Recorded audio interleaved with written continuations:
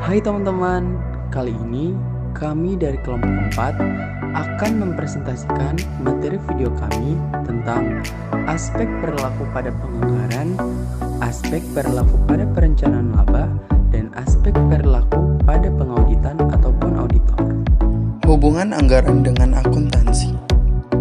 Anggaran dan akuntansi memiliki kaitan yang erat, di mana akuntansi menyajikan data historis yang sangat bermanfaat untuk mengadakan estimasi yang akan dituangkan dalam anggaran, yang nantinya akan dijadikan sebagai pedoman kerja di waktu yang akan datang.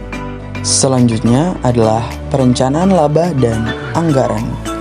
Perencanaan laba adalah pengembangan dari suatu rencana kerja untuk operasi perusahaan yang dinyatakan dalam suatu perhitungan.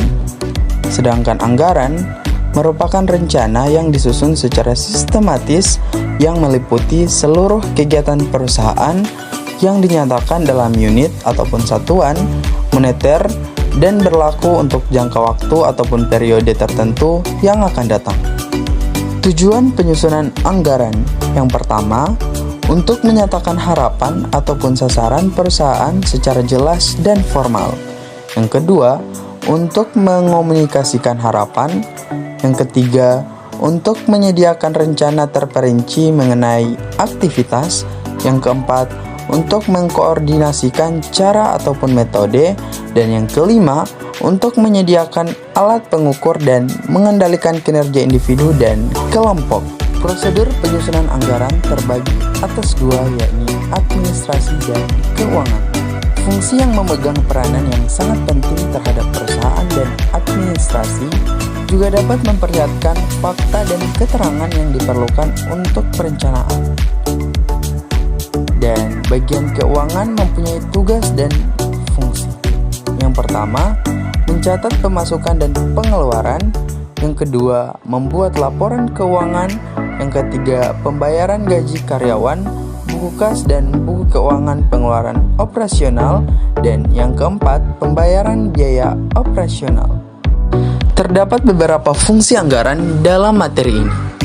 Yang pertama, anggaran merupakan hasil akhir dari proses perencanaan perusahaan. Yang kedua, anggaran merupakan cetak biru perusahaan untuk bertindak. Yang ketiga, anggaran bertindak sebagai alat komunikasi internal yang menghubungkan beragam. Yang keempat, anggaran berfungsi sebagai standar terhadap hasil operasi aktual yang dapat dibandingkan. Yang kelima, anggaran berfungsi sebagai alat pengendalian. Dan yang keenam, anggaran mencoba untuk mempengaruhi dan memotivasi manajer maupun karyawan. Terdapat 3 tahap dalam proses penyusunan anggaran. Yang pertama, tahap penetapan tujuan dimulai dengan menerjemahkan tujuan organisasi yang luas ke dalam tujuan aktivitas yang khusus. Yang kedua, tahap implementasi rencana formal digunakan untuk mengomunikasikan tujuan dan strategi organisasi serta untuk memotivasi orang secara positif dalam organisasi. Dan yang ketiga, tahap pengendalian dan evaluasi kinerja anggaran menjadi tolak ukur terhadap kinerja aktual dibandingkan dan berfungsi sebagai dasar untuk melakukan manajemen beserta pengecualian. Selanjutnya adalah konsekuensi disfungsional proses penyusunan anggaran yang terbagi atas beberapa. Yang pertama adalah rasa tidak percaya. Anggaran cenderung untuk terlalu menyederhanakan. Anggaran mencerminkan variabel kualitatif. Anggaran hanya mengonfirmasikan apa yang telah diketahui oleh penyelia, dan laporan anggaran menekankan pada hasil dan bukan pada alasan penyelia. Selanjutnya adalah resistensi. Suatu tantangan bagi manajemen untuk mengatasi resistensi untuk berhasil memperkenalkan inovasi yang meningkatkan kinerja organisasi. Alasan lain dari resistensi anggaran adalah bahwa proses anggaran memerlukan waktu dan perhatian yang besar. Selanjutnya adalah konflik internal. Konflik internal dapat berkembang sebagai akibat dari interaksi atau sebagai akibat dari laporan kinerja yang membandingkan satu departemen dengan departemen lainnya. Dan efek samping yang tidak diinginkan. Anggaran barangkali menghasilkan pengaruh lain yang tidak diinginkan. Salah satu dari hal ini adalah terbentuknya kelompok informal yang kecil yang bekerja menentang tujuan dari anggaran. Selanjutnya adalah konsekuensi disfungsional proses penyusunan anggaran. Konflik internal. Konflik internal dapat berkembang sebagai akibat dari interaksi ini atau sebagai akibat dari laporan kinerja yang membandingkan satu departemen dengan departemen lainnya. Efek samping yang tidak diinginkan. Anggaran barang menghasilkan pengaruh lain yang tidak diinginkan. Salah satu dari hal ini adalah terbentuknya kelompok informal yang kecil yang bekerja menentang tujuan dari anggaran. Next, ada konsep keperlakuan yang relevan dalam proses penyusunan anggaran. Yang pertama, penetapan tujuan. Selama tahap penetapan tujuan, tujuan umum diterjemahkan ke dalam target yang pasti dan dapat manajemen puncak diukur bagi organisasi serta bagi setiap subunit utama. Yang kedua, keselarasan tujuan. Keselarasan tujuan atau kompatibilitas akan terjadi ketika individu memandang bahwa kebutuhan pribadinya dapat dipenuhi dengan mencapai tujuan organisasi. Dan yang ketiga, partisipasi. Partisipasi adalah suatu proses pengambilan keputusan bersama oleh dua bagian atau lebih pihak di mana keputusan tersebut akan memiliki dampak masa depan terhadap mereka yang membuat. Dan relevansi konsep ilmu keperlakuan dalam lingkungan perencanaan. Yang pertama ada dampak lingkungan perencanaan, ukuran dan struktur organisasi, dan gaya kepemimpinan. Tahap implementasi.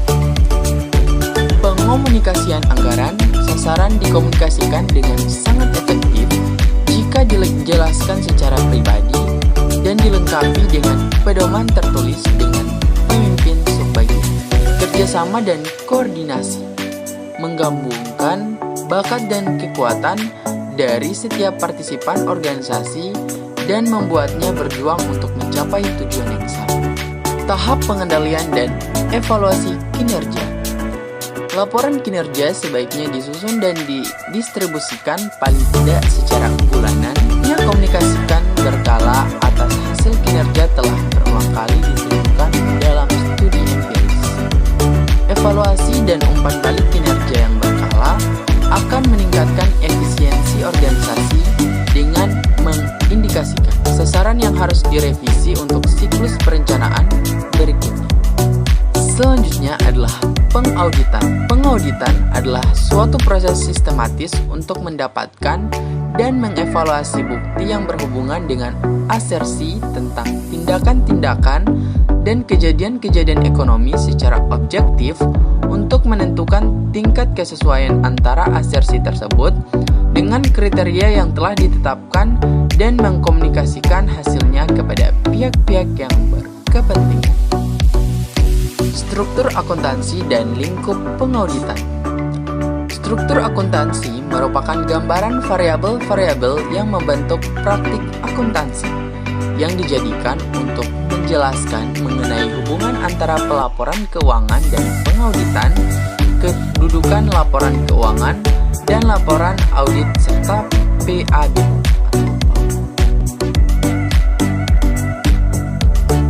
Sebagai sarana untuk menjelaskan hubungan antara laporan keuangan dan pengauditan, struktur akuntansi juga dapat membantu dalam memahami lingkup pengauditan. Pada umumnya, pengauditan dikelompokkan menjadi 3 golongan, yaitu audit keuangan, audit kesesuaian, dan audit operasional. Proses pengauditan dan peranan auditor.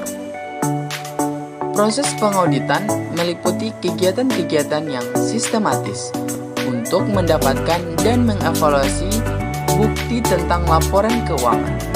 Memeriksa bahwa laporan keuangan telah disajikan secara wajar sesuai dengan prinsip akuntansi berterima umum atau yang disingkat dengan PABU atau PABU.